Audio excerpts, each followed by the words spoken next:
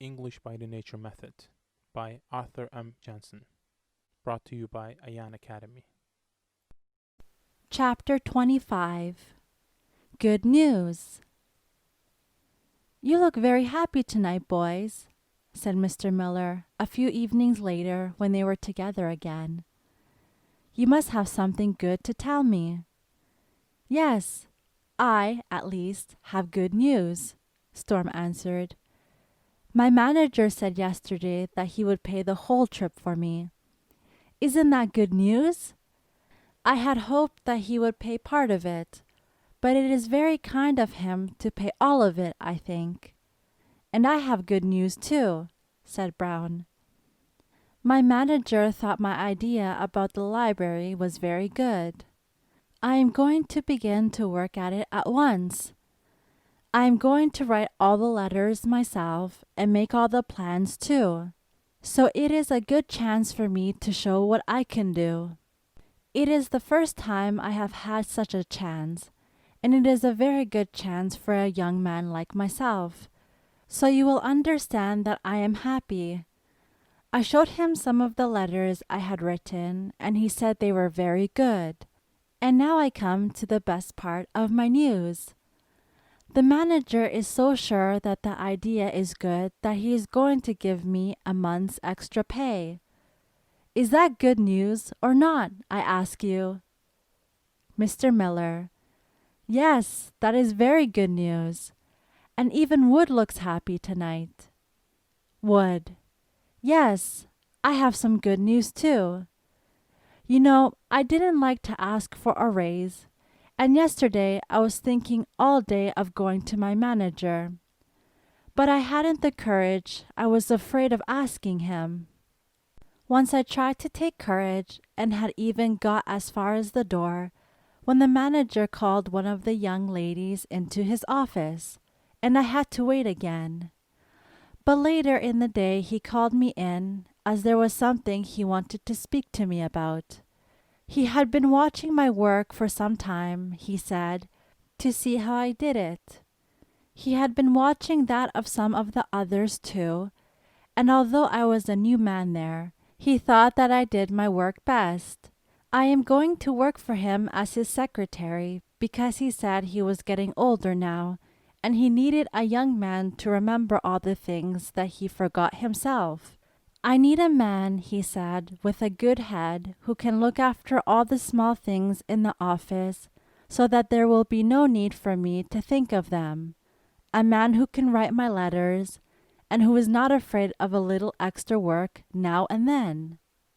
"And you are not afraid of that, I know. How would you like to become my secretary?" "I should like nothing better," I answered. "Well, I shall be glad to have you do this work.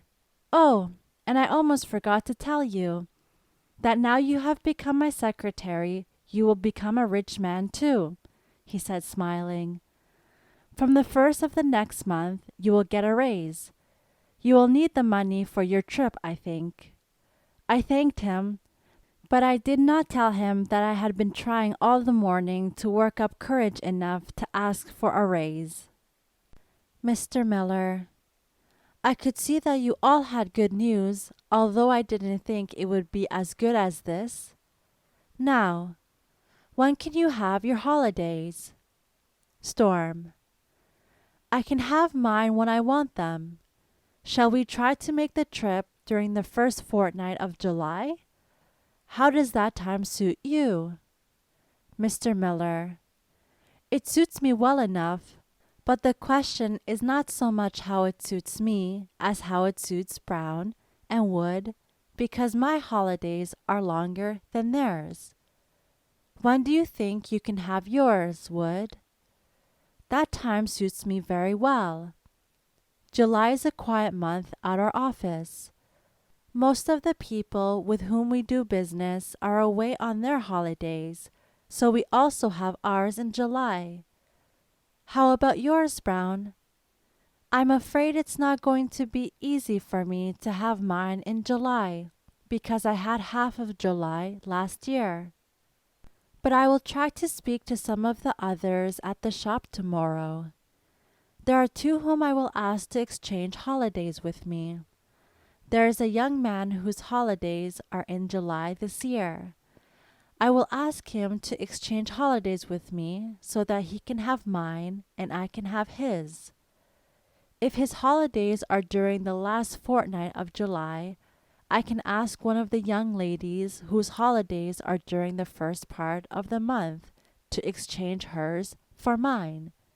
We often exchange our holidays at the shop when it suits us better that way. So I hope it won't be too difficult. Mr. Miller: Well, that is decided then. Some days later, Brown was able to bring the good news that the young lady whose holidays were during the first fortnight of July was willing to exchange holidays with him, although his were a whole month later. It had even been very easy to get her to do so, because the time suited her plans much better. Now that they knew they would have enough money, and that they would be able to take their holidays at one and the same time, the young man became still more interested in their studies. Every time they had a chance of being together during the next month, they talked about their coming trip. Mr. Miller told them about the things he had seen in England, and they read about England in books and newspapers. Sometimes they even bought the English newspaper, The Times, and tried to read it. But that was not easy for them. Although they could understand something, most of it was too difficult, and Mr. Miller often had to explain it to them in words that they knew. Brown often bought the extra paper about books and the men who write them, which the Times brings out every week. He could understand enough of the language to be able to get many ideas for his library, so that his manager began to think that he must be a very clever man who had studied much about modern books. Brown also tried to get Storm and Wood interested in this extra paper, but Wood was too busy with his new work, and Storm was too much of a businessman to be interested in all these dry old books, as he called them. They never used a word of any language but English when they were together. This was a very good thing, and when the month of July came at last, the young men had become very good at English, and were able to say almost everything.